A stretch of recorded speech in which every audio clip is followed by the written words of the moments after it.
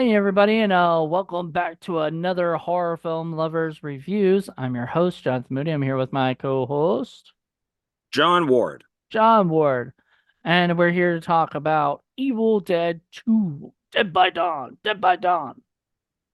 Which Is that yeah, why it's Evil Dead 2? Because you have to say Dead by Dawn twice?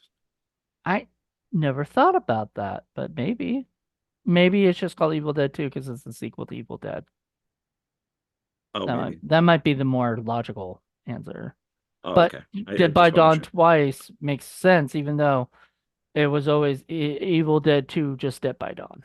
But, you always have to say it twice because they said it twice in the movies.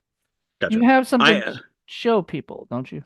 Well, Or yes, I was actually going to say I'm surprised that you don't have a picture of Bruce up or something like that. And I was going to, and then I was just like, this works. I It's the movie I'm going to poster. make a statement right now. And as much as I love Tom Cruise and Nicolas Cage and stuff like that, I think Bruce Campbell is the greatest actor that has ever graced film.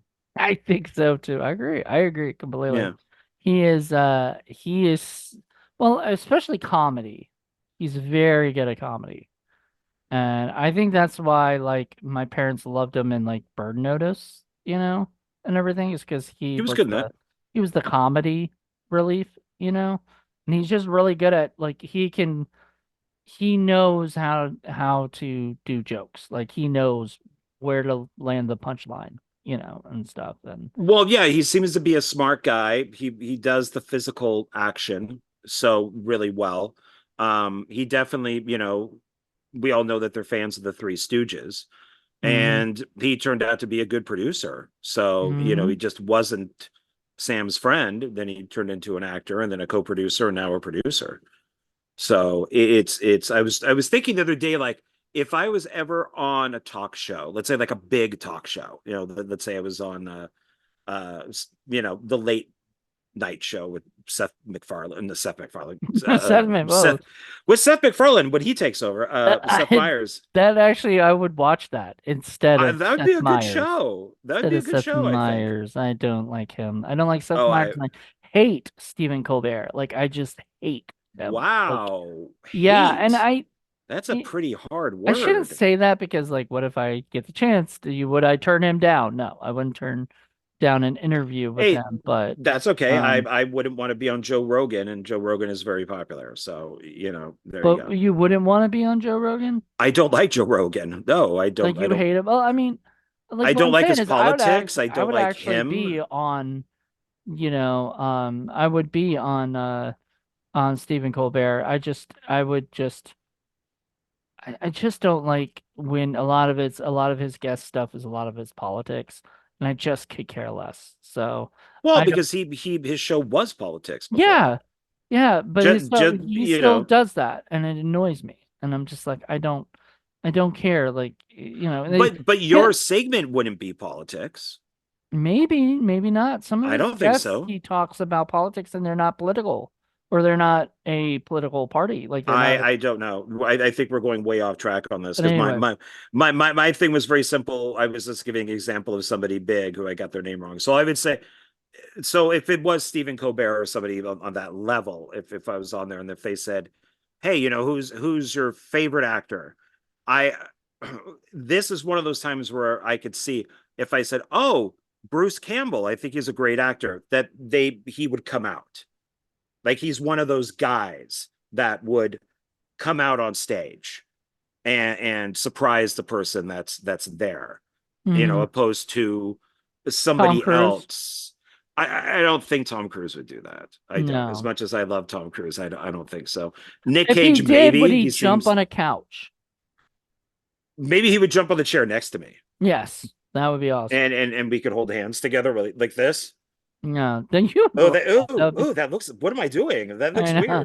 weird. Ugh.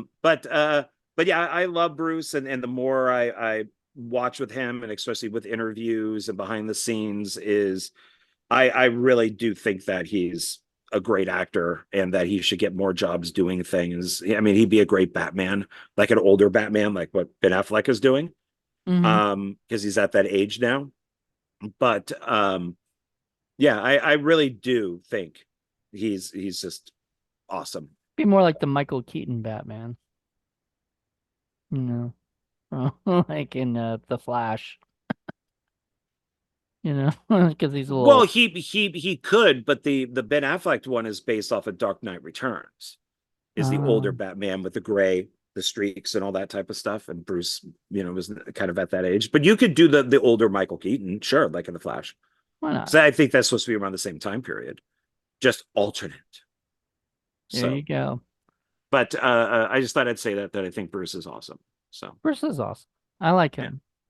yeah. He's also very nice to his fans. He takes, he's very happy to get sign autographs, takes pictures. He jokes on people all the time, with his quick wit and everything. He's not afraid to just be himself, and that's wonderful. He's not afraid to go tell somebody to go fuck off who says that they hate their movie. Right on stage or whatever, like in the audience, that says, "Oh, this movie sucks." Like, then why the fuck are you watching it? But you were going to ask me that I have something, and I don't know if you've seen this because I think this is long out of print. This is from Anchor Bay. About this when it originally came out, but it's a tin box Nice. of Evil Dead 2, and it's got the sticker on the back with all the stuff on it. This is weird. That's the lead actress. She never became possessed in the movie, Mm-mm.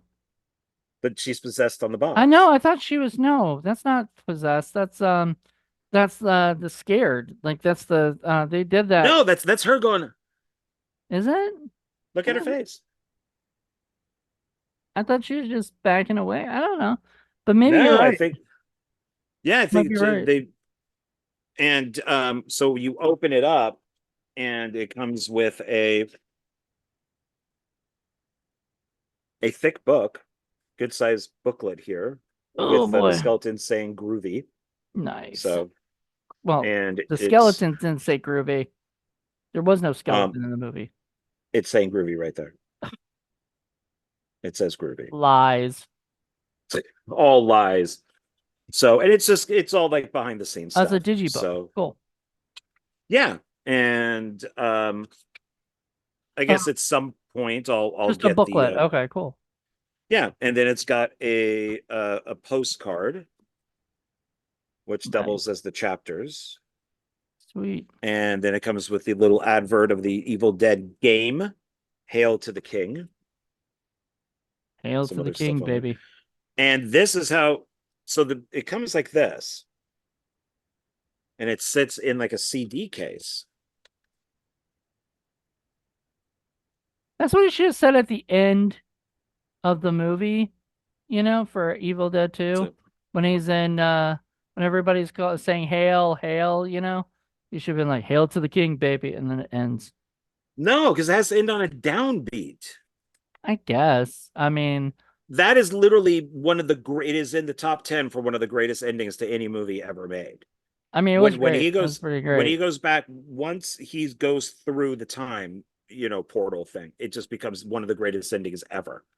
And so that's my Evil Dead 2. So which I don't think, even if I got it on Blu-ray or like a 4K or something, I don't think I would ever sell this. I think I would keep Yeah. it Well, because it you've learned your lesson about selling shit. Don't sell yeah. all your shit. Well, and it's numbered.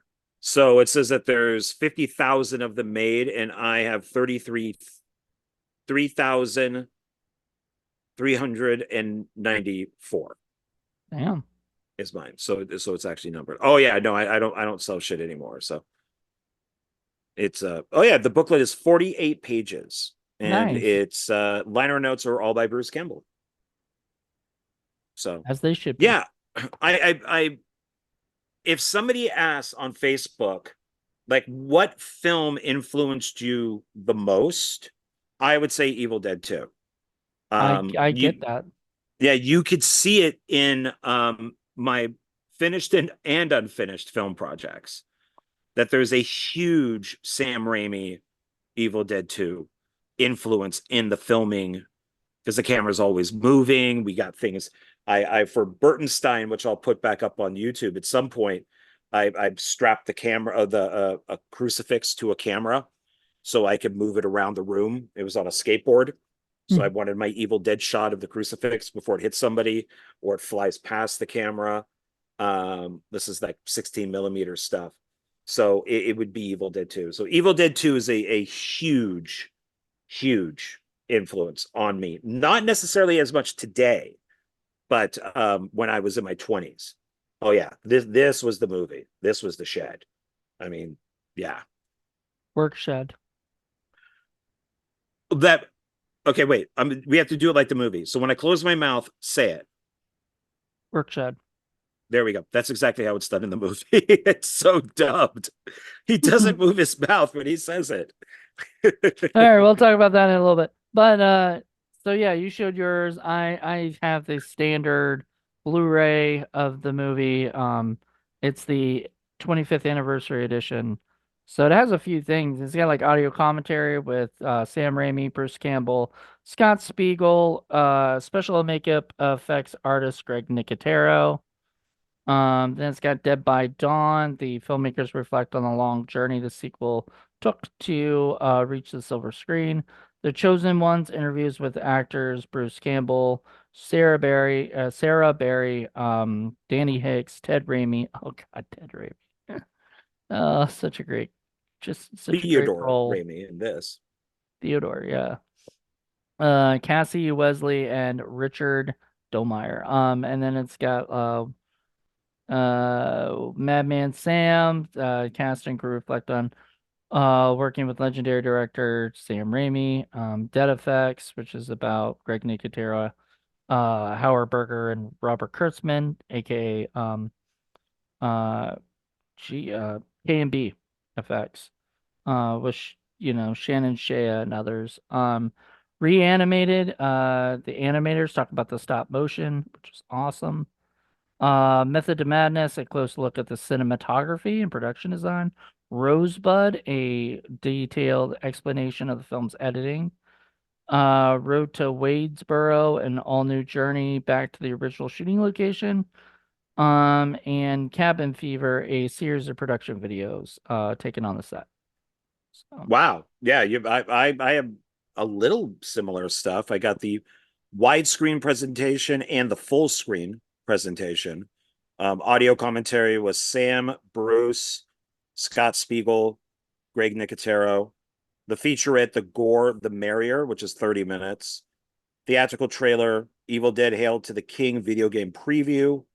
Still galleries, talent bios, 5x7 theatrical poster replica, and that 40-page full color 5x7 booklet featuring rare photos, film information, and liner notes by Bruce Campbell. So mine didn't even come with like liner notes or anything, but it's okay. It's okay. I'm happy with what I have. I do want to upgrade it to. I think it's on 4K by now. If it's not, I'll wait till it's on 4K, but I do want to eventually get it for 4K because I have Evil Dead 1 for 4K. And this film, I- we can have that talk because I think you might be right about some stuff. Like when it becomes 4K and it becomes cleaner and crisper, it'll lose some of the fun magic, and some of that stop motion animation may look bad. I mean, not as good as it does when it's kind of dirtied up and, you know, looking raw. So I don't know. I guess we'll yeah, I see. mean it's nice to have it as long as you have the other versions too. Like this one has that widescreen and full frame, and the widescreen version is you see stuff you're not supposed to see. So it's you may see the side of a set, or you may see above where the set is up here, but the full frame is really where you're supposed to watch it because that cuts out all that stuff that you're not supposed to see. So But I have the widescreen. That's the only version they have in this. And I didn't notice anything, like nothing stood out as like, oh shit, that's weird. But I don't know. It was good. I have not seen this movie in forever. Um, it was my least favorite for a while of the three, you know, which doesn't say a lot. Like it's not like it was a bad movie. It's just I usually went Evil Dead 1, Army of Darkness, Evil Dead 2. you know. That was usually my thing, but it may change because after watching this again, having not seen it in years, I fucking loved it. It was so much fun. It was a blast. Like I was like, wait a minute, what you know what I did probably didn't like was the goofiness, you know, which is throughout the whole fucking thing.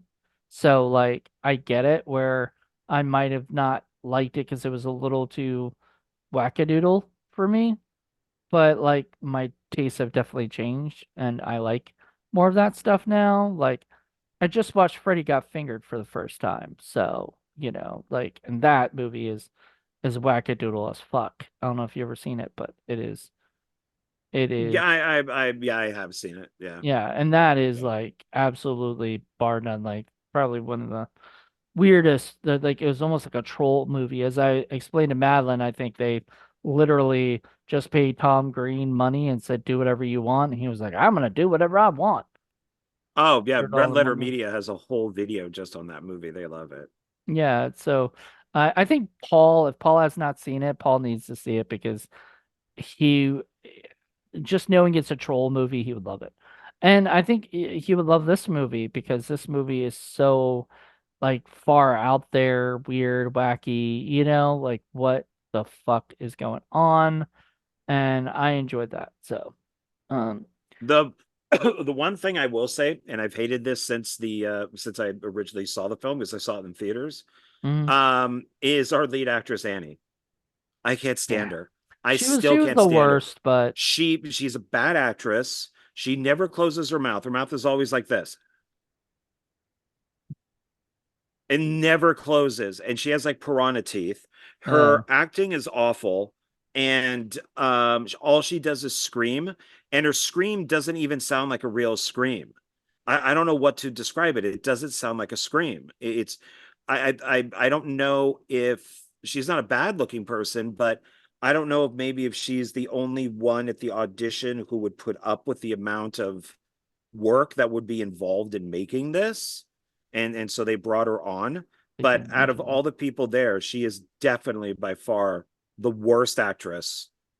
I just her mouth being open all that time just annoyed the shit out of me. It's like shut your fucking mouth. You can open it from time to time to breathe, but fine. Yeah, it's just her scream was so it was like a freaking banshee. Okay, She's the only thing I hated in this whole movie. so I have If Chins Could Kill, Confessions of B-movie actor, done by Bruce Campbell, and it's this, and he talks about the making of this movie, and I just want to read a little bit. I'm not gonna read the whole fucking chapter, I will sit back and enjoy your fine reading. So Okay, let's. All right, here we everybody, go. get ready. This is Reading with John Moody. So here we All go. right. Reading with Moody. So here we go. I have seen how many a misstep like Crime Wave could and has put filmmakers on studios don't bother lists. Fortunately, we had a fallback position. During the sequel to a successful film, Evil Dead 2 was all about licking our wounds.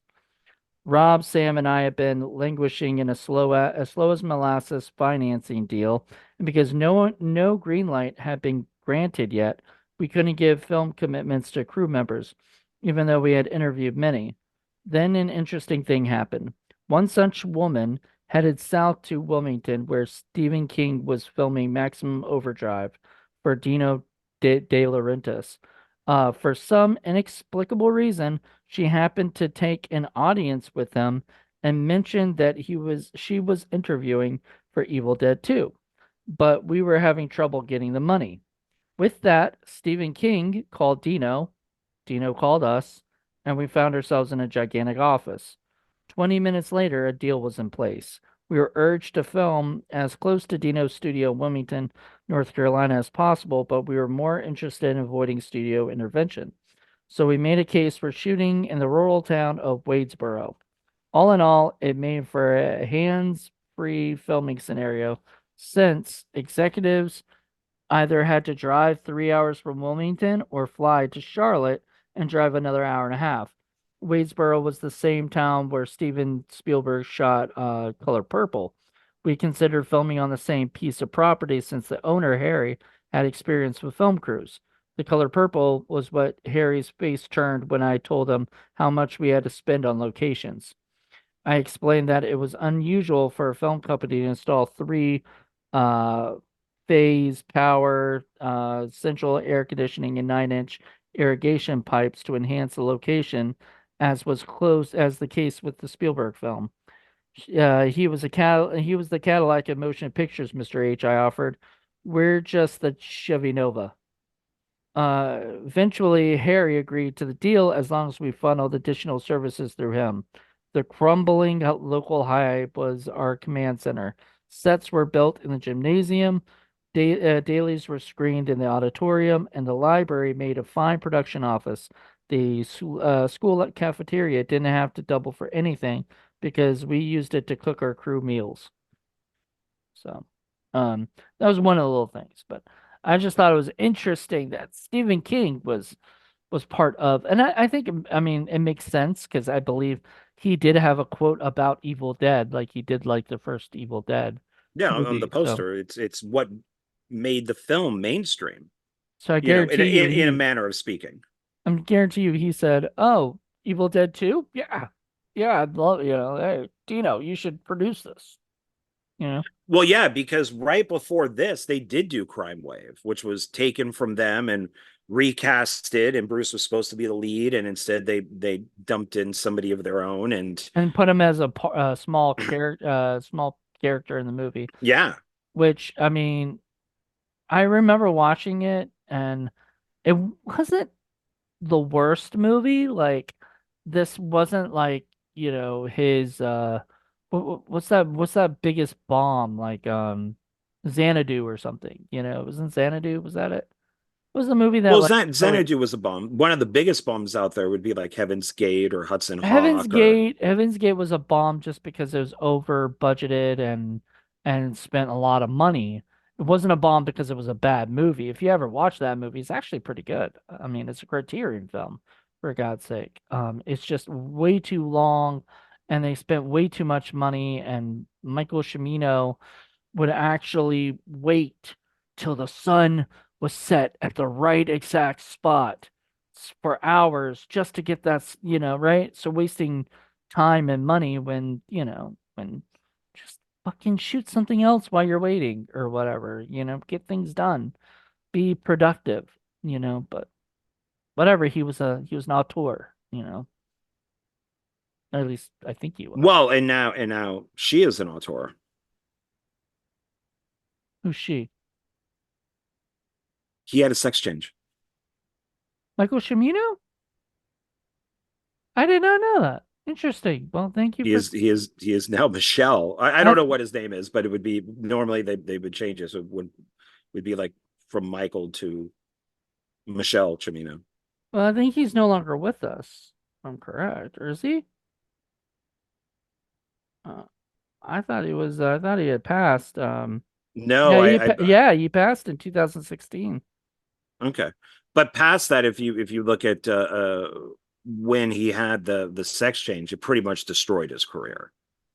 So he I think he only directed maybe like one thing after that. So Hmm. I was not aware that he even had a sex change. So that was news to me, but I didn't. I never, you know, I it never followed that wasn't. closely. Yeah, it's not like he's the gals from the Matrix. It's it was he had it done, and then I think he made one film after that, and there's some photos of him, and that's about it. And Well, then he either retired or they just didn't give him jobs anymore. But probably didn't give him jobs because he had a couple bombs.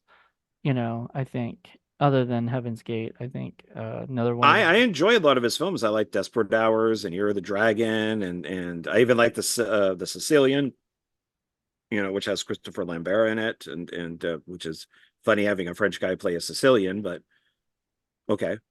Okay, okay. Maybe I'm wrong, but I thought the Sun Chaser was that the one that bombed too. I'm not sure. Name Anyway, sounds kind of familiar, but I mean, speaking of bombs, yeah, Crime Wave. So Prime Wave. that I remember thinking it was okay. I think I watched it on VHS, Yeah. and it had some Sam Raimi moments, but I think I was disappointed, especially seeing Bruce Yeah, and he should have been the seeing him in lead. such a tiny role. Well, Um, he has something in his books about like the bigger the budget, the lower the character like that he plays, right? So like if he's got a huge budget movie, he's got a smaller role in it. But if he has a small movie, he's got a bigger role. And and that goes with like was it Lunatic's a Love Story that he did with Josh Becker. You know, bunch of different movies, but you know, he wonderful. but I mean, Uh it's nice to see that there's that loyalty between Bruce, Sam, Robert, these guys that they're still, even when Sam Raimi does Spider-Man, there's Bruce Campbell, or you even know. to even be even more like closer to now when he did Doctor Strange 2, Bruce showed up, and everything in the part. So like you know, like they're still working together. He's still throwing him a bone, or whatever. Just because he likes to work with them. He actually, I remember reading in that Chinska Kill that he actually had him come out for, uh, what is it, The Quick and the Dead, and he didn't have a part for him. He just wanted him out there like, to hang out with him and be on set, you know, See, like that's the type of one where you want Bruce in it, even if he's just like a guy sitting at a bar. right. You want, It because would it's be a a great, Western, like, yeah, this would be a great Western, but but doing maybe something like A Simple Plan, maybe not so much because it's so Simple Plan, he could have been serious. good. He can definitely do serious if he needs to, you know? But it's not really A Simple Plan, The Gift, things like that seem to be more like Sam for Hire. Or what was the other one? For Love of the Game, was that it? For Love of the Game, he was definitely a director for hire, and he even said that he wanted to make a baseball movie. He had the opportunity, so he did it. But it was a more of a director for hire thing. And he got to work with Kevin Costner, I believe, right? That was the lead. Yeah, yeah. Yeah. I think he Kevin was the Costner in a pitcher, baseball movie, Jeez, who would have or figured? just in a sports movie. Yeah, you know. Yeah, it was like Tin Cup. Yeah. Sports movie. You know what? He's still around. He should do another sports movie. Fuck it. What's his name? Clint Eastwood, I think, did a sports movie in his, up there in his age. Might as well, keep doing it. Uh, Yeah. especially if Well, you're really that's good at it. but that's why I said, when Bruce says that he wants to like retire Ash and stuff, I get that you're older. You're not the young guy anymore, but you could still do Ash without all the physical stuff. I mean, you don't have to fall Mm. downstairs all the time. I mean, you could just play an older version of Ash and I just, just you think know. after the show, Ash vs. the Evil Dead and everything, and just always being known as Ash. Which, look, dude, I mean, I'd be grateful to be known for anything like that, where people walk up to me and say, hey, I loved you in that movie because you played that character so well, or you directed that movie so well. I love that one, like, Sam, was it Bruce Campbell being Ash, or like, I'm sure like Urkel, you know, like there are certain characters that people play that forever they're always going to be known as that character. I mean, I think Bruce Campbell could do a million other characters, and everybody would just think of him still as Ash. And I think he was probably like, I'm done with that. I want other stuff, you know? Yeah, I mean, and he has, but it just hasn't been as successful. So I just don't think, putting the character into retirement. I mean, just, I don't know, just leave it open. You never know. Right. I mean, he was jack of all trades in Briscoe County, and like you said, Burn Notice, and so he's definitely played other characters. And these days, he does seem to play the older character. I think there's that. What is it? That zombie movie that takes place at Yeah. the Black store, and Friday. Yeah. Yeah, and he's like the manager there. Well, he's not playing a 20-year-old, he's playing an older character. Hmm. So it's okay to be, like Freddy Krueger, if Robert Englund came back, I don't think that they would expect for him to do the same type of stuff that he did back in the 80s and the 90s. He would have to be an Yeah. older Freddy Krueger. Uh, It's I would love it's to see an older Freddy Krueger. I would love to see Freddy Krueger in a retirement home. How awesome ah, would that be? He's haunting the old people oh, that just writes itself. That'd be fun. does he watch them having sex? Because that's in like retirement homes, is like old people have more sex, they say, than like younger people do in retirement homes. They just go from room to room. He would just be coming through the ceiling, like that one scene with Heather Langenkamp, where he's just kind of his like So is he face is coming through the ceiling. He's just just kind of watching watching. the old people having sex, just geriatric sex? Yeah, And you're we now see we see his claw like all stiff, but then when he sees the old people, it just kind of goes limp. you are now writing a different Nightmare on Elm Street. You're writing like a porn version of Nightmare on Elm Street. That I don't know. I don't know if I'd be okay with that.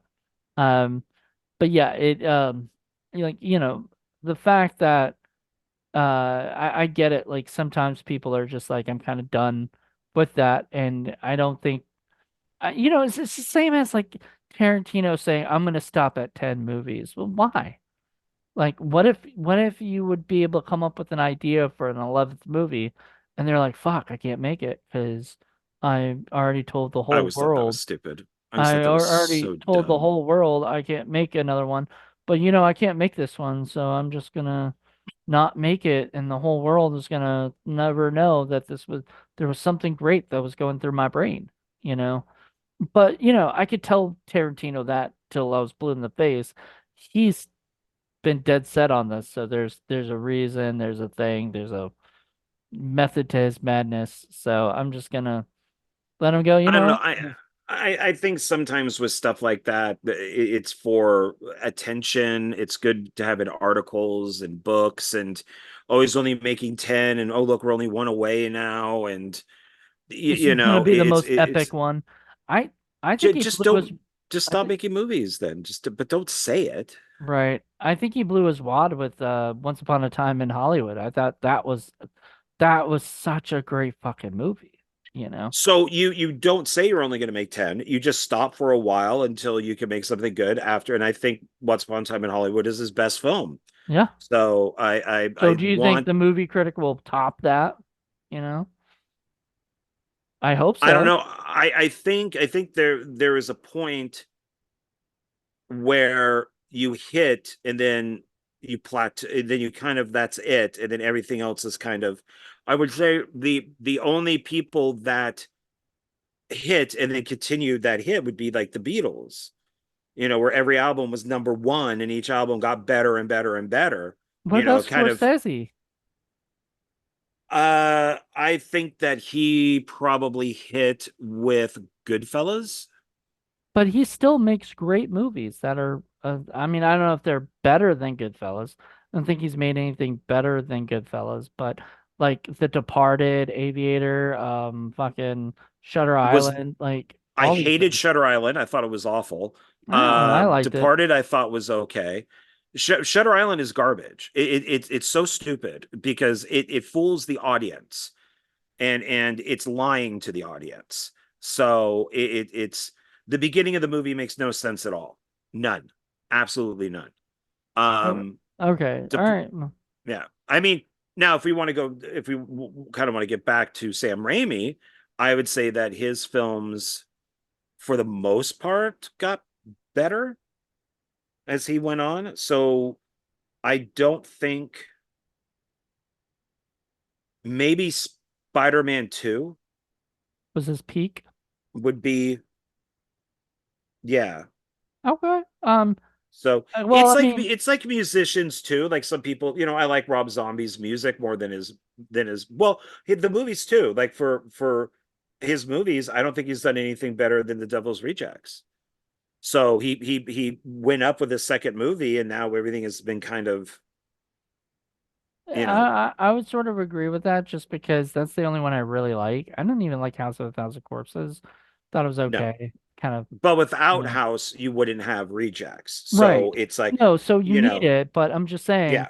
or actually don't need it. Honestly, you could watch that movie. I watched Devil's Rejects before I watched House of a Thousand Corpses, and it did not Oh, bother me. I don't think you need it to watch that, but I think that you need it for him to get to that Yeah, point. yeah, yeah, yeah. You're right. You know, it's like his albums, and then we'll go back to Hmm. this, but it's like I think is that some people have said crazy is I think Educated Horses is his best album because everything led up to Educated Horses, and from there everything kind of Went and down, then it yeah. yeah, and then it kind of stayed at the same level. I think filmmakers are that way, actors are that way, all that stuff. And especially when you get older, so when you get older, you kind of get, and this is anybody getting older or whatever at all, is you kind of get a different audience, right? Because like you, unless you are somehow able to keep up with all the trends and all the talk and all the stuff, it's really hard to like, look at stuff like that are getting made today, except unless you're a director, like Sam Raimi's just directing, like Doctor Strange or something, right? He's just directing a few of these things. But when he's writing, um, like say he decides to come out and write another Evil Dead himself. So I don't think he writes the new movies unless I think he might have done the first one, but I don't think he did Evil Dead Rise. I think that was the director that wrote that. And I think the next director is writing the next one. And but the thing is, like if Sam Raimi wrote it, and it's about today, he'd have to know what's going on in the world. He'd have to know how, like if he has kids in it, he has to know how they speak, you know? And when you get older, you stop losing that and you're still, talking like you were in in the 90s or 80s or whatever, like the stuff that you're used to, you know, the way that you're used to speaking. Do you know what I'm saying? Well, yeah, things change. Yeah, I Right. mean The it's when you world look at, changes, and it's changed a lot in the past like but six you years. have someone, let's say like John Hughes, who used his daughter a lot. So she was the one who kind of turned him on to new music, and the way that his characters talked were teenagers that spoke like adults, but you still could see them talking that way. And it's so I think that with Sam Raimi, you do see an evolution of kind of going because of you because I brought him up here, and it's after Evil Dead, he did Darkman, Hmm. and Darkman got him Army of Darkness. And then that's where he just kind of so we got Quick and the Dead, which I heard was taken away from him. Um, Like in the so and editing or something, or yeah, that it's not like a full Sam Raimi movie, that it was re-edited by the studio. Um, then because it sat on the shelf for a little bit. Then Simple Plan, hmm okay, serious. For Love of the Game, serious. The Gift, serious. And then after all these movies, because there's also Hudsucker Proxy, which he was one of the writers on. There's stuff like that. But then we get Spider-Man, and that's it. That's where he becomes the A-list director. And that film does so well that they allow him to have complete control over Spider-Man 2, which hmm does even bigger. Spider-Man 2 is a Sam Raimi movie. Spider-Man is more of a director for hire. And then they talk about studio, that in Entourage that Spider-Man 2 was like the biggest, like at that time, at least in 2006 or 7 or whatever, was the biggest money making movie, at period, right? Like anything, you would be lucky if you're able to top that at that time. Nowadays, because we shoot out movies that just plan to make billions of dollars, in the box office, which lately has not been happening, you know, or whatever.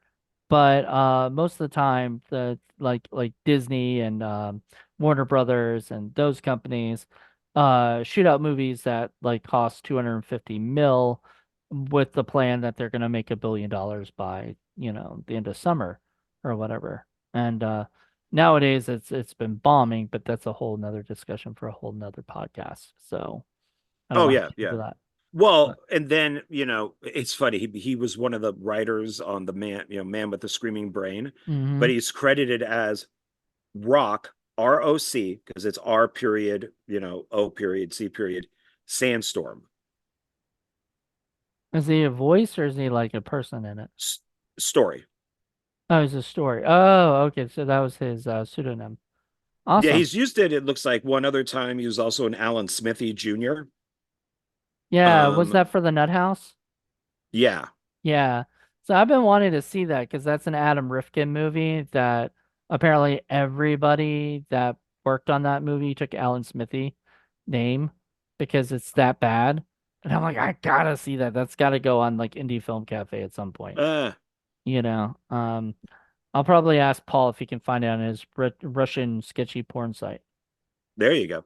And then Halloween, Spider-Man 3, which of course was absolute, you know, uh studio interference. So it's Mm, like, okay, so let's let the guy who gave us what is still considered, I think, today the greatest comic book movie ever made. Let's interfere with that and make force him to put Venom in.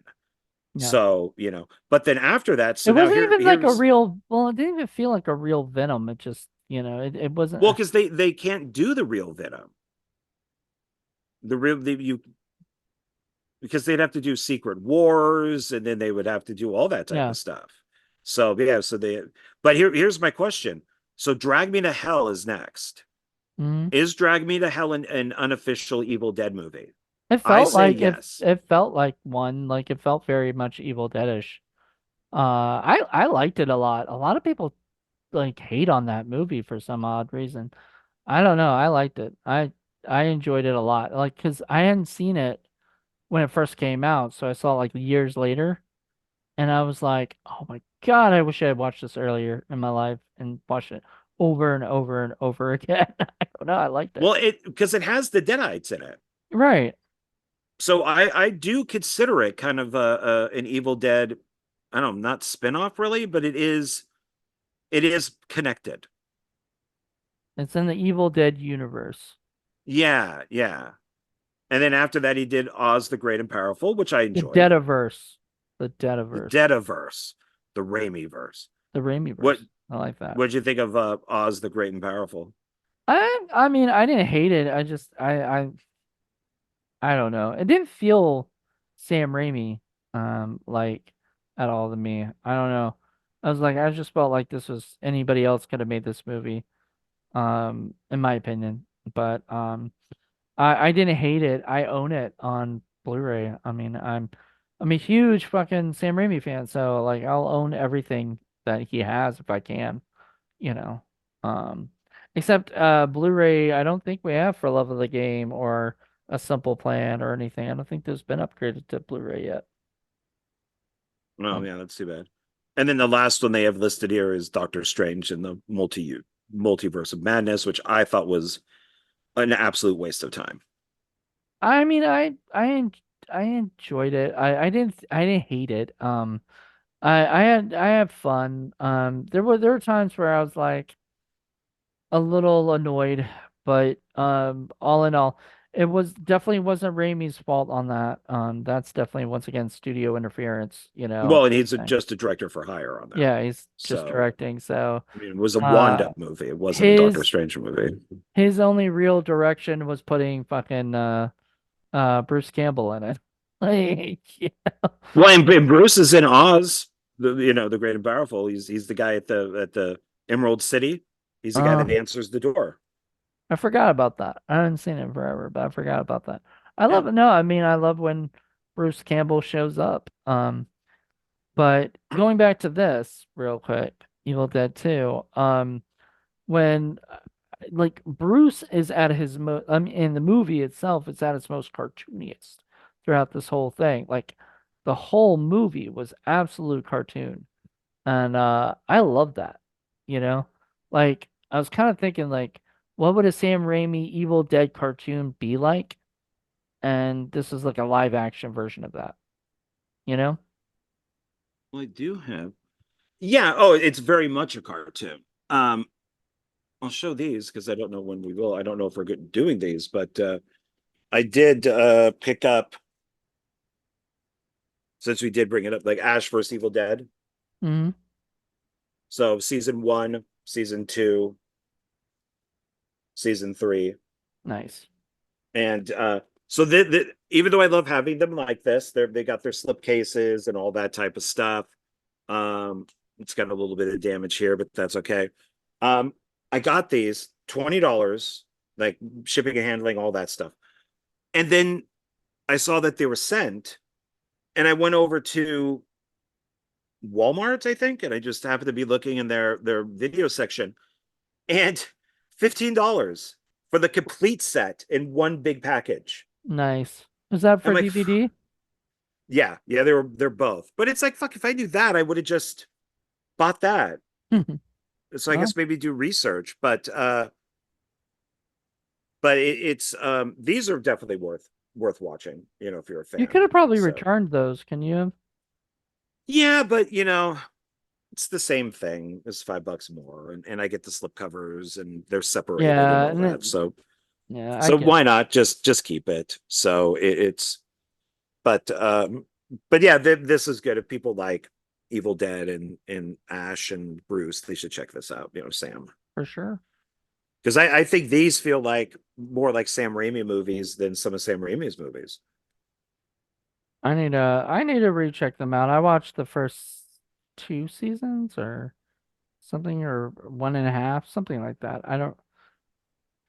It was been a while since I was watching. I was watching on Stars, and when I got Stars and everything, and I bought it on DVD, I believe, the first season, because it was like at there was a there was this nice little like pawn shop that had like a lot of movies in it, that Paul and I used to go to in Newport News, Virginia, and we would go in there and we just buy. I mean, there were dollar movies, and shit. So we just buy a shit ton of movies for a dollar. Like, the ones that are a little bit more harder to find, more out of print or whatever would be a little bit more expensive, but like most of the stuff was Pardon me. like a dollar. So even TV shows were like a dollar, and I was like, fuck yeah. So we went there and just stocked up, you know, and whatnot. But yeah, I found those and I was like, wow, somebody actually gave away Ash versus Evil Dead. That's crazy. Like I wouldn't, but you know, a lot of Yeah, people. I don't plan on it. No. So Well, yeah, and you yeah, don't plan to. We got back to this discussion, but you don't plan to sell your fucking shit like you did before. So don't do that. no, no, no. I do have some doubles of stuff, and I just boxed it up and just put it away. So Hey, you never and know. Those movies could get scratched or something, and you're gonna need those doubles. yeah, yeah. In some cases, it's all David Sterling, for example, is I'll buy something from him. Like I'll buy two movies, but he'll throw in a third for free. But I'll already have it. Mm. So I just put that into the box because I already have the other one out on the shelf. So I'm not going to get rid of it. It was a gift, and it's an independent movie, so I'll keep it. You're not gonna You get know, rid of it. You're not gonna be like, "Fuck you, David Sterling." fuck Rid of you. you. No shit. I still have all of Dustin Ferguson's films. I still have like an I don't entire even want shelf of Ferguson. So to. Well, anyway, so but as far as Evil Dead 2 goes, as far as Evil Dead 2 goes, it is one of the greatest it is. I sequels ever absolutely love made. the stop motion, which I loved in Army of Darkness, but I feel like this one they had a lot more fun with it. Like they just kept it like I can see where, because people say that the first movie is a horror movie with like very little comedy. The second movie is a comedy with very little, or with a lot of horror in it, and stuff, but like uh kind of both. And then Army of Darkness is basically just ball to wall comedy, like no horror. Right. At all. And this one, yeah, this had some horror in it. Like some stuff were actually kind of I think like little me would be terrified of the scene at the end with the big like monster trying to eat, trying to eat Bruce. Kind of reminded me of Hey, look, you did it again. Your the hearts went up. oh, what did I do? You imitated an applehead monster. Oh, I don't ah, I don't know how to do the heart. Uh, uh, how did I do it? Like, what was I doing? I don't know. I don't know. You just kind of did this type of thing, like you were Woo! imitating like a the applehead monster at the end, and then the Okay. hearts came up. Ah, all right. Well, it must have loved that monster. They must have agreed with Yeah, me. The gods yeah. of Zoom. It, Um, it it's pretty cool looking, and but it does remind me of Poltergeist because there's a similar scene in Poltergeist, and the tree, the tree scene in Poltergeist where it comes in to grab the kid is kind of like yeah, when the thing grabs Bruce. yeah, and it also reminded me of Freddy Krueger. When there was like a Freddy where his mouth was open and somebody was like getting eaten by him.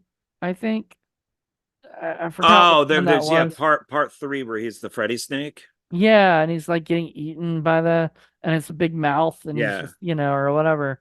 And so it kind of reminded me of that, and I wonder which one influenced which, because I could see that I bet like part three was made after of Nightmare on Elm Street was made after um what is it Evil Dead 2, right? Um Yeah, that was 87. When was Evil Dead 2? 88? I got it right here actually. Evil Dead 2, 87. 87. So when was Nightmare on Elm Street 3? So same year. Holy shit. Same year, 87. They had a similar looking scene. So like I could see a little kid going to the video store going, I want to rent some horror movies, and rents both Evil Dead 2 and Nightmare on Elm Street 3 and going, whoa, this kind of similar, you know? Like that would be a Yeah. great double feature, though. I would love that actually to watch both those back to back. You can. You just take out your Blu-ray or your I 4K and don't watch that. have any Blu-rays of Nightmare on Elm Street at all, and I'm very disappointed. What? Um, because I think didn't they go out of print or something too? Like they had some issues and whatnot with them, so I think I just never bought them. I have a DVD box set, so Yeah, I have the DVDs that in the studio, but I don't have any of the Blu-rays. I want 4Ks, but we're not going to get 4Ks till Craven's Estate gets their head out of their ass and starts doing something with everything. I think I say that, but I think the issue is figuring out whose rights are what and whatnot for it. But if you look on the internet, you'll see that Rob Zombie is doing a Freddy Krueger TV show with DJ Qualls. Such a random thing that somebody did on AI. oh, so yeah, I was gonna say it's I think that's fake. Oh, it's fake. Absolutely Yeah. fake. It's just ridiculous. But Oh, one thing I was speaking of like the effects and stuff that I really liked in this were the trees at the end. The trees uprooting themselves and then attacking the cabin and just hmm slamming against it. I thought was really cool. I like that idea. and then the tree grab somebody, like or whatever, like the arm of the tree, kind of Well, like yeah, what you're saying. I don't necessarily I don't know if it's part of the tree, but yeah, the hand comes in and grabs Bruce, and that's what Yeah. the apple head monster is. Okay. That was it. Okay. So that I don't know if it's from the tree because the trees just look like trees. That They was didn't look all, crazy. but it's got a one of the best beginnings and one of the best endings. So, and that's not even the remaking stuff. That's when Bruce gets hit by the Evil Dead and he's just like spinning in the air and he's going like a mile down the road and it just drops him into like the muddy water. hmm That's just that was awesome. When I I combined. I did this on beta. Is because only parts one and two had come out at the time. So I right when the credits hit for the Evil Dead, I put in where the Evil Dead hits Bruce. So it Nice. goes from the inside the house of the first film, and then he goes ah, and then boom, we see him flying through the air. So it just continues for the. I just cut the whole beginning off for part two and just made it its own movie. That's Made one funny. long Evil Dead movie. So, That's funny. which is how it should be. Um, yeah, well, and then I love the ending to part two, him coming down and landing in the medieval times So perfect. and And Sam then Raimi's little cameo. and going, no, no.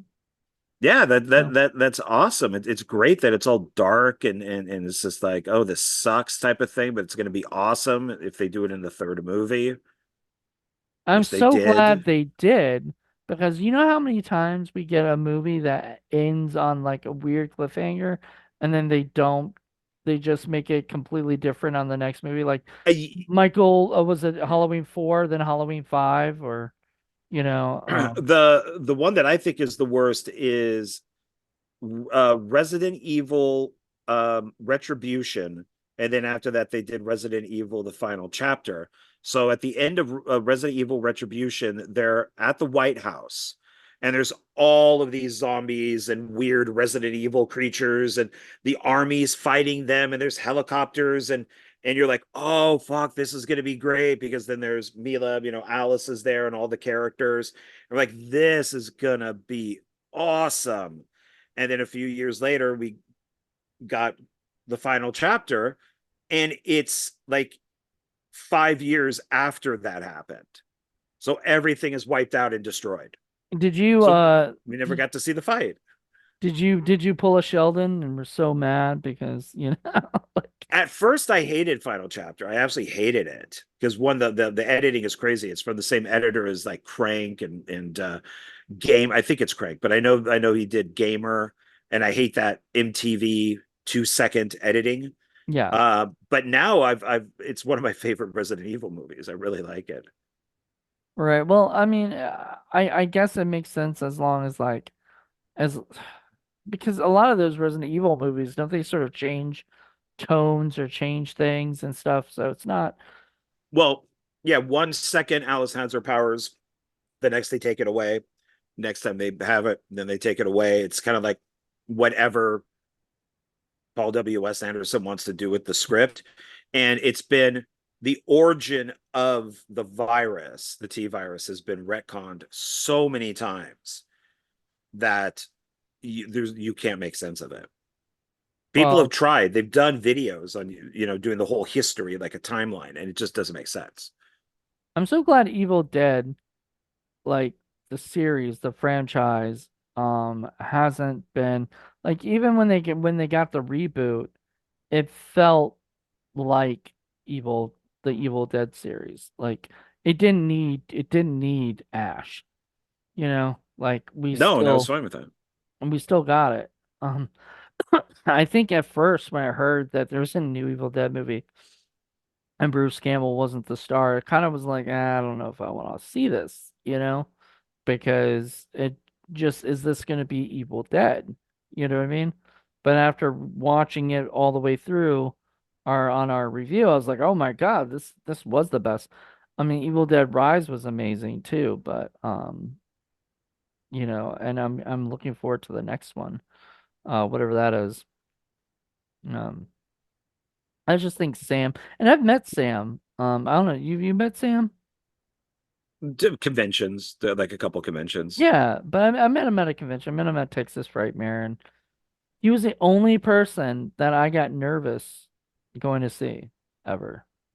Like I was walking in line, uh, and I normally like I was in line, a huge line for Robert England, and I was not nervous at all. You know, I was with a friend of mine. I was there to take his picture, and I was not nervous at all. And then I'm in the line by myself for Sam Raimi, and I'm just like sweating and shit. And I'm like, where's this coming from? Like you just met Ted Raimi and you didn't have this problem. What's the matter with you? You know? I bet if it was Bruce, I wouldn't have had the problem either. I don't know. It's just like Sam is such an influence on me, you know? Like he's not my style or anything. I don't take his style, you know? But just the fact that he went out independently and made a horror film like that, that's that great, you know? Not many people can do that. You know? It's just an influence. There you go. Yeah. So I don't know. I don't know if you were nervous when you met him or not, when you first met him. No, because it was a convention. But So if no. Tom Cruise, if you were meeting Tom Cruise, I think you'd be fucking nervous. Oh yeah, yeah. I mean, I would be nervous if I saw Nicolas Cage in a supermarket. Since he lives out here, I would definitely want to go up and talk to him for a second and maybe see about a picture or something. But I'd be nervous as hell. Yeah. So it would be, yeah. I mean, there's certain people, but at a convention, I mean, you're expected to take the photos and ask questions, and you're just. I mean, I partied with Robert Englund. I mean, I was at a Halloween party and we hung out together. And this is right after he did 976 Evil.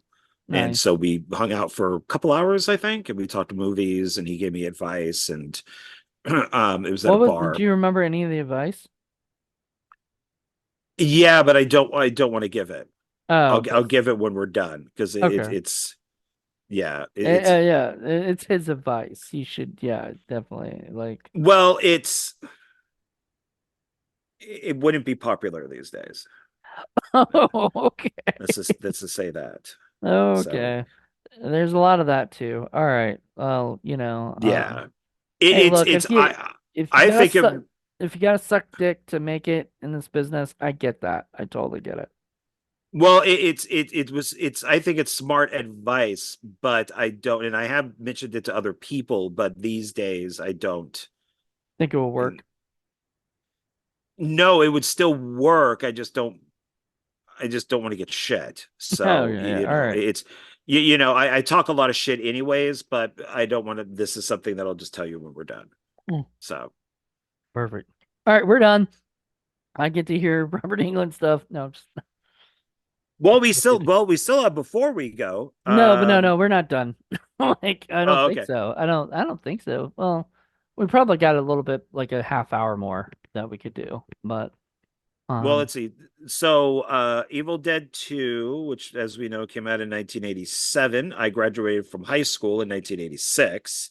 yeah. So I So it think I was was right 9. after you graduated. Yeah, I think I was 19 when this came out. And I was 5. oh geez. Well, it's So funny. It's funny because you don't seem that much older than I am. You really don't. Like, I don't know if it's just how much we talk, but you don't. Paul seems older than me, but that's just because he's a curmudgeon, and he's always like, "Get off my lawn," kind of shit. Like, I bet he actually says that in his, neighborhood. Get off my lawn, That's like. funny. But you are a little bit more.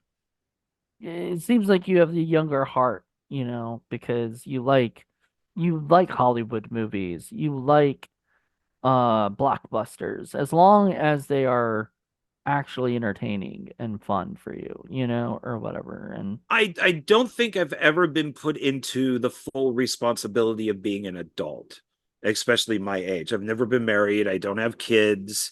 I'm 56, so I'm closer to 60 than 50.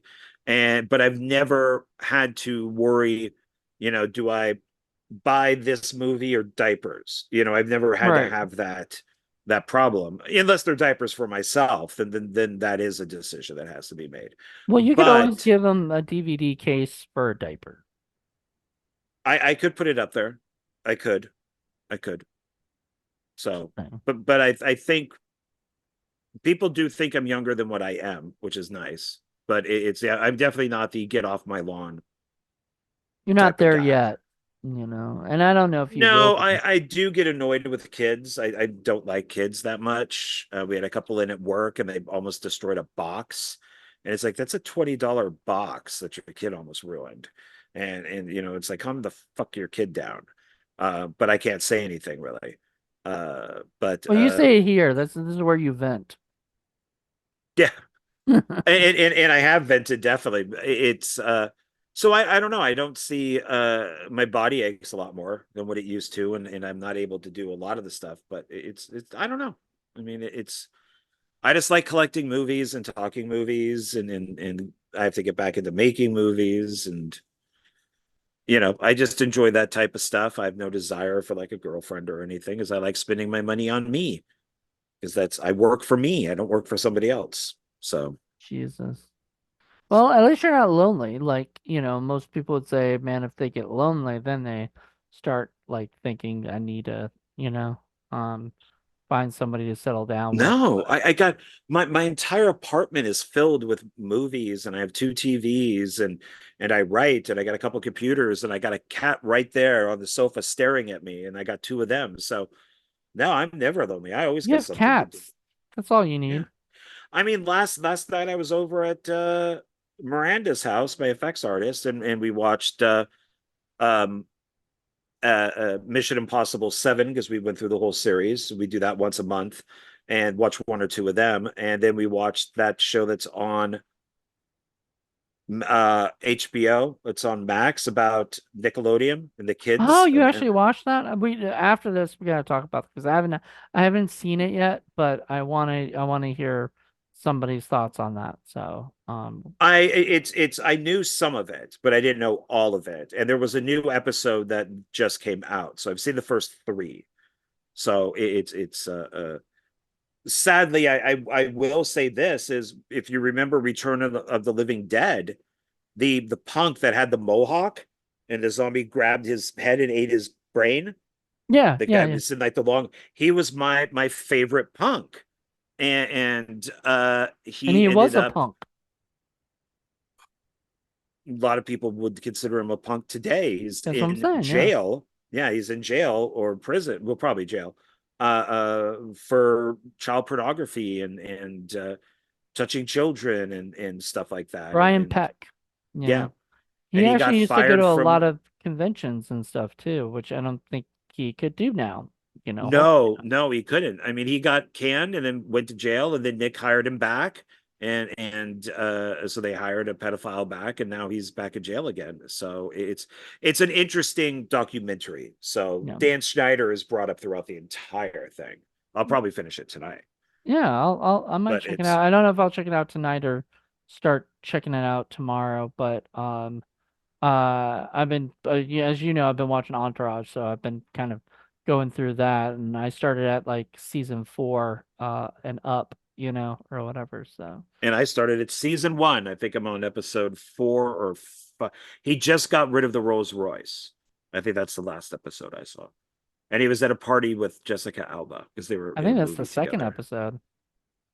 So I want to say that's no, it's like the second or I'm third like on the episode. third one. I think I Yeah. just saw the third. So I Okay. just have to, yeah. Good thing Yeah. is they're not too long. They're only like a half an hour. They're usually like 20 something minutes, so they're pretty Yeah. quick. And I love watching it, but so I've just been doing that, but I'm on season 6 now. So Yeah, I I'll mean, I wouldn't mind if we did these since we're already doing Evil Dead, but then we have to commit to 3 seasons. So no, I don't know if I have time to do I that mean, yet.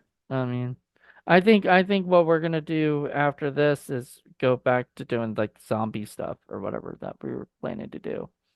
So I'd rather do that. The yeah, Italian because like, zombie stuff. well, I'm for that. So this has 5. What was it? 2 discs? Yeah, it's 2 discs. So yeah, so like season one alone is 10 episodes. Yeah. I think all 3 seasons are 10 episodes each. 10, that sounds about right. It's Yeah. about 30 episodes. And they're like 20 minutes long, so they're pretty quick. But and this movie, by the way, Evil Dead 2 was quick as fuck. Like It's like 84. I know, but like it flew. Um it's not one of those movies that makes you feel like you're getting dragged, or anything or whatever. It just flies right by. You're just like, "Oh shit, it's almost over." Lucy Lawless is in season 2 Nice. because Well, we know she's who her. married to the producer, Yeah, to Rob. Yeah.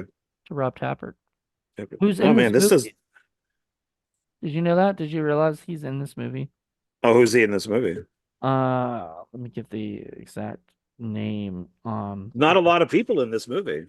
No. Um, he was the airport worker, uncredited airport worker. Oh, okay, probably yeah, like open And the door or whatever it was. Sam Raimi plays a medieval soldier in a possessed rocking chair. Oh, okay, yeah, the soldier we know about. Yeah. And Gary Jones did the hand, so that was cool. He was one of the he's the guy did directed like Jolly Roger and Mosquito Oh, and a bunch mosquito, of yeah, yeah, that director. But crocodile 2, I I've think. met him and he is so fucking nice. He's a great guy. I love him. I got to interview him.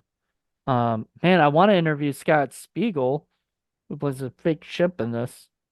I was on the set for 2001 Maniacs, Nice. and Speaking of Robert he Englund, yeah, and it was it was Cliff McMillan and I when he was with Scream Factory, and Cliff got invited on the set because they were going to distribute the movie, and so Cliff took me with him, and we were yeah, watching the scene that we all wanted for Freddy vs. Jason, and there you have actual Freddy vs. Jason, dueling it out it was a as Kane Hodder at the yeah, it was time. Kane Hodder and Robin England like having a sword fight, and Yeah, it's just like nice. fuck, this is what we wanted to see. And then we went into a like a really long trailer where they had like editing stuff set up, and Scott Spiegel met us, and so he took us on a tour of the whole set, and he took us into this trailer, and as we were going in, uh, um, what's his face, Hostel director Eli Roth. Eli Roth was walking out and introduce, Dude, that's like my dream world to live in. You know, right there. Like it's so funny and weird to like think like I'm on a tour with Scott Spiegel and then out walks Eli Roth. It reminded me of something I told Sid Haig once. I told Sid on a radio show that the first convention I ever went to, I saw him there, or whatever. I've met him a bunch of times, at other conventions, but he was at the first convention I ever went to. It's Texas Frightmare. And I walk in and I've never been to a convention before, right? It's my first one. So I'm walking in to the hotel and lo and behold, the first person I see is John Carpenter, like doing a podcast, nice. interview.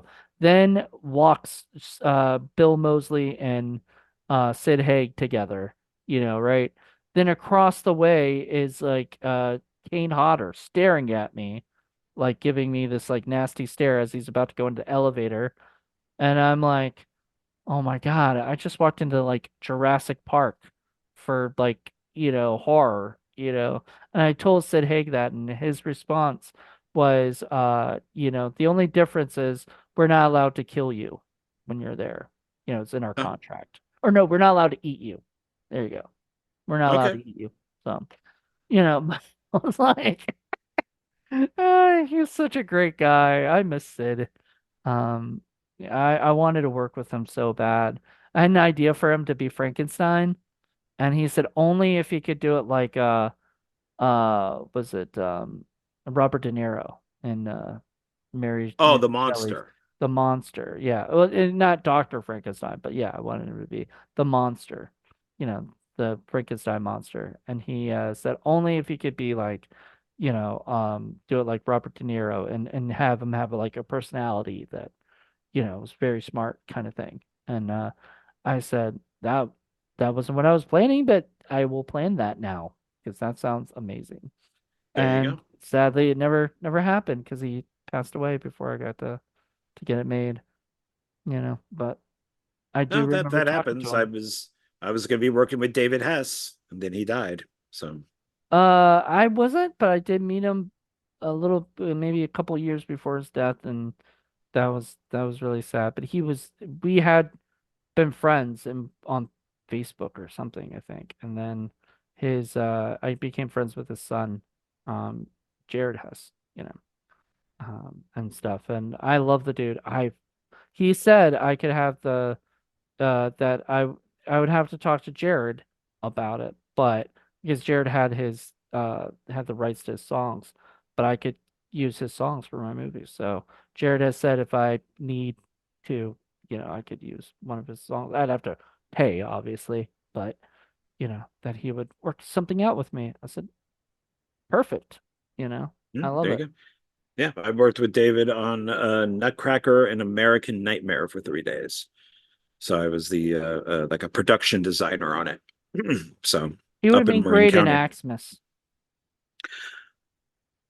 What did I show him? I showed him a script called Gnaw. Speaking of like Frankenstein, I wrote Burtonstein and then I redid the script and made it larger and called it Gnaw. So instead of like a puppet, like a Bert puppet from Sesame Street, it was a killer mutant rat, kind of like Devil Oh, Bat. And I wanted him to play the mad scientist that creates this rat. And he read the script and liked it. It was like 20 pages. It was a short film. And he liked it, but then I just didn't hear from him after that. And I couldn't get a hold of him. bummer. And then yeah, then he unfortunately he passed away. So I think he got sick. So but he was a nice guy and I worked with him in yeah, Marin County, San Francisco area. So All right. Well, I think, that wraps up this portion of the Evil Dead 2 discussion. But I know you wanna give us the oh highlights yeah, of I everything. started to. It's this is very quick actually. I don't know if this film was ever intended to be a hit, but its budget was 3.5 million and it made 5.9. So not double its budget, but kind of close. I mean, but I don't know if this thing was ever put out there to make a lot of money. It Well, I was mean, just the first Evil Dead probably didn't make it barely made its money back, like we'll look at that next return time. of investor stuff, and everything. Well, that's the thing. I mean, obviously this is meant to make its money back. I mean, this is meant to be a hit. Hmm. But with Evil Dead 2, I mean, how many I don't know. I mean, I had to go, I think, into San Francisco or something to go watch it. It wasn't in like a regular theater. Well, it was Oh, independently done. It was, the fact that Dino De Laurentiis, did it is pretty awesome. He's got this, you know, huge, you know, catalog of films that he's produced and some really amazing work, and everything. oh, So, Conan the Barbarian, one of my favorites. yeah. So there you go. So he is, kind of the person at that time, which really makes me happy, that there were people back then, because it's really harder now to find like a guy that's going to be like, oh, you need your funding, you need your movie greenlit, come to me, I'll just put it out, I'll just get it made in Wilmington, North Carolina. There really isn't a producer that like that, right now. I mean, we still have Roger Corman, but he's a little different, sort of a work for a hire kind of person, and everything. And his films aren't really, the greatest these days, like they used to Mm. be. Well, yeah, that's true. I mean, it depends, but yeah, unfortunately. So I He, just heard Little Shop of Horrors is getting made again, but like it's something else now. It's not called Little Shop. It's forgot. But what were you gonna say? oh no, I was just saying that I think it depends on what it is, and he seems to be more of like a figurehead, more like a the queen. We bring him out to interview and he waves to everybody, but guy's almost 100, so he's not gonna be out there directing and doing all that type of stuff. So it's more of just having his name on something.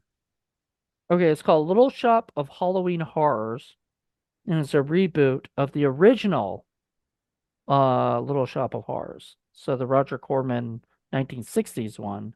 So I don't think it's gonna be a musical or anything, and it's gonna be directed by Joe Dante. Oh, So okay, I would watch that in a second, in a heartbeat. You know. yeah, all right, Uh yeah, I'd watch that. And of course, we got Beetlejuice coming out soon, and tomorrow I'll be watching Frozen Empire from Ghostbusters. Man, just life is just full of like nostalgia, Life is these like a days. box of chocolates, isn't it, Forrest? I guess. I mean, I really never know what I'm Forrest gonna Gimp. get. Gimp. What is this? Pulp Fiction parody? I don't want to get Gimp. sued. Oh, that's The Shinning. It's Shh, you want to get sued? my favorite Treehouse of Horrors ever.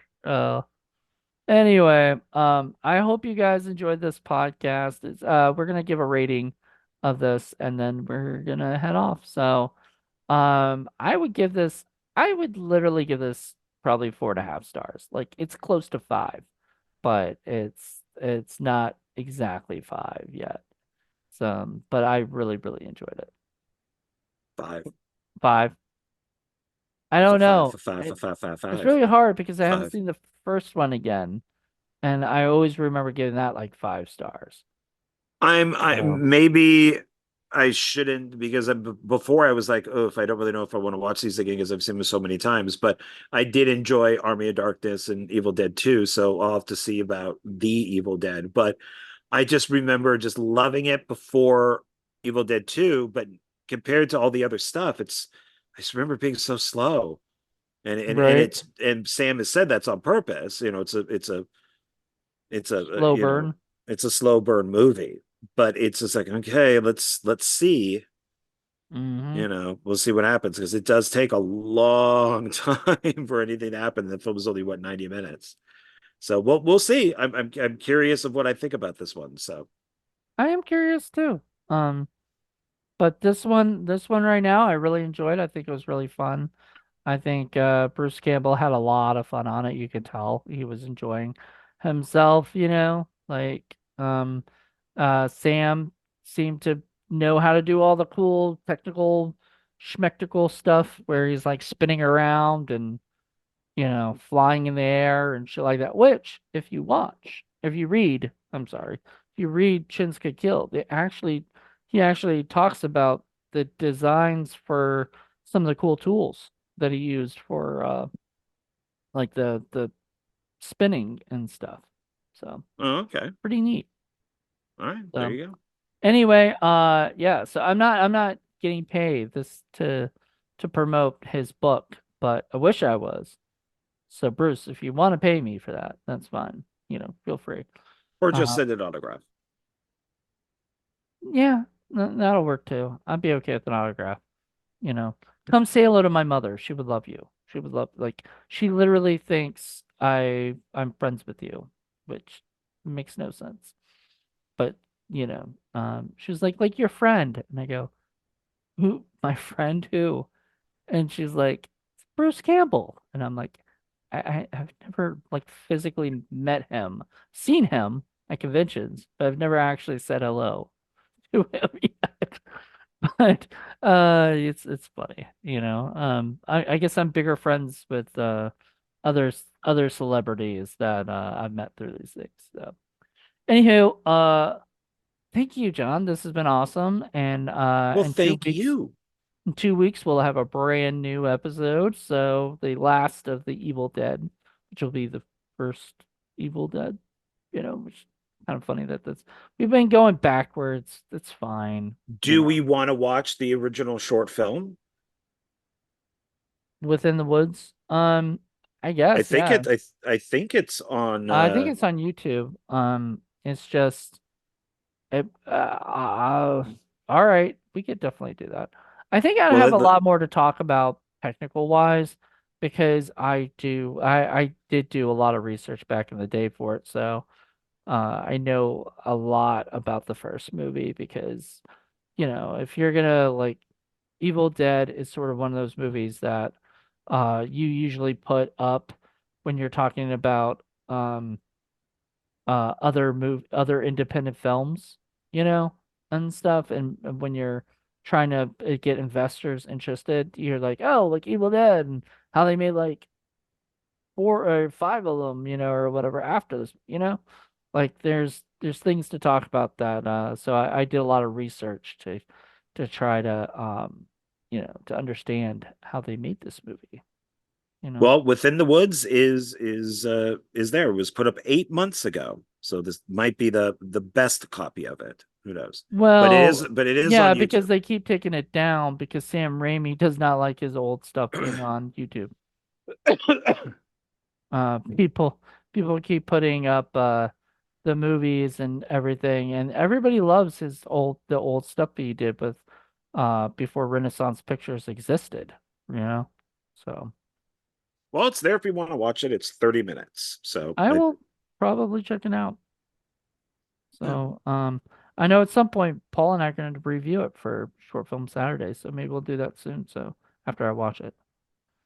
All right, everybody. Hope you guys enjoyed this. Join us in 2 weeks for a brand new episode. Until then, everybody, bye. Bye.